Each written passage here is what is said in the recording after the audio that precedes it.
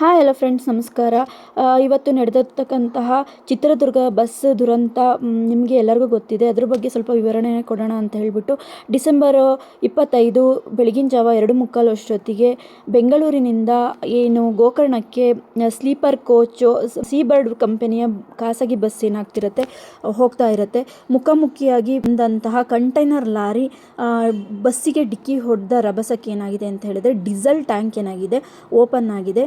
ಅದರಿಂದ ಬೆಂಕಿ ಹೊತ್ತುಕೊಂಡು ಇಡೀ ಬಸ್ಸು ಸುಟ್ಟು ಭಸ್ಮವಾಗಿದೆ. ನಿಮಗೆ ಗೊತ್ತಿದೆ, ಚಿತ್ರದುರ್ಗದಲ್ಲಿ ಈ ಥರ ಸುಮಾರು ಅವಘಡಗಳು ನಡೆದೋಗಿದ್ದಾವೆ.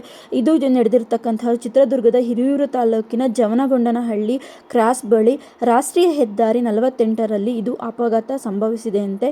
ಈ ಭೀಕರ ದುರಂತದಲ್ಲಿ ಚಾಲಕ ಸೇರಿ ಕನಿಷ್ಠ 12 ಜನ ಸಜೀವ ದಹನ ಆಗಿದ್ದಾರೆ.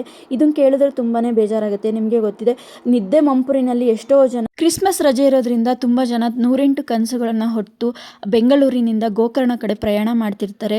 ನಾಳೆ ಬೆಳಗ್ಗೆ ಆದರೆ ನಾವು ಈ ಥರ ಇಲ್ಲಿ ಹೋಗಬೇಕು, ಆ ಪ್ಲೇಸಸ್ಗೆ ಹೋಗಬೇಕು ಅಂತ ಎಂಜಾಯ್ ಮಾಡಬೇಕು ಅಂತ ಮನಸ್ಸಲ್ಲಿ ಅಂದ್ಕೊಂಡು ಹೋಗಿರ್ತಾರೆ. ಬಟ್ ಯಾರಿಗೂ ಅಂದ್ಕೊಂಡಿರಲ್ಲ ಈ ಥರ ಒಂದು ಅವ್ರ ಜೀವ ಹೋಗುತ್ತೆ ಅಂತ ಹೇಳಿಬಿಟ್ಟು. ತುಂಬ ಜನಕ್ಕೆ ಗೊತ್ತಿದೆ, ಈ ಚಿತ್ರದುರ್ಗದ ಬಳಿ ಪ್ರತಿ ವರ್ಷವೂ ಈ ಥರ ದೊಡ್ಡ ದೊಡ್ಡ ಅವಘಡಗಳು ನಡೀತಾನೆ ಇರುತ್ತೆ. ಕಾರು ಲಾರಿ ಡಿಕ್ಕಿ ಆಗಿರ್ಬೋದು ಅಥವಾ ಬಸ್ಸು ಡಿಕ್ಕಿ ಆಗಿರಬಹುದು. ಈ ಥರ ಅವಘಡಗಳು ತುಂಬಾ ನಡೀತಿದೆ. ಯಾಕೆ ಅಂತಲೇ ಗೊತ್ತಾಗಲ್ಲ. ಬಟ್ ಈ ಥರ ನೀವು ಇದರಿಂದ ಒಂದು ಪಾಠ ಕಲಿಬೇಕು. ಯಾರ ಜೀವ ಯಾವಾಗ ಹೋಗುತ್ತೆ ಅಂತ ಗೊತ್ತಿಲ್ಲ. ಇರೋ ಅಷ್ಟು ದಿನ ಹ್ಯಾಪಿ ಲೈಫ್ನ ಲೀಡ್ ಮಾಡಬೇಕು ಅಷ್ಟೇನೆ. ಈ ಅಪಘಾತದಲ್ಲಿ ಮೃತಪಟ್ಟ ಕುಟುಂಬಗಳಿಗೆ 2 ಲಕ್ಷ ರೂಪಾಯಿ ಮತ್ತು ಗಾಯಾಳುಗಳಿಗೆ 50,000 ರೂಪಾಯಿನ ಪರಿಹಾರವನ್ನು ಕೊಡಬೇಕು ಅಂತ ಹೇಳಿಬಿಟ್ಟು ಘೋಷಿಸಿದರೆ ನರೇಂದ್ರ ಮೋದಿಯವರು. ಹಾಗೆಯೇ ಮುಖ್ಯಮಂತ್ರಿ ಸಿದ್ದರಾಮಯ್ಯ ಅವರು ಮೃತರ ಕುಟುಂಬಕ್ಕೆ 5 ಲಕ್ಷ ರೂಪಾಯಿ ಪರಿಹಾರವನ್ನು ಘೋಷಿಸಿದ್ದಾರೆ.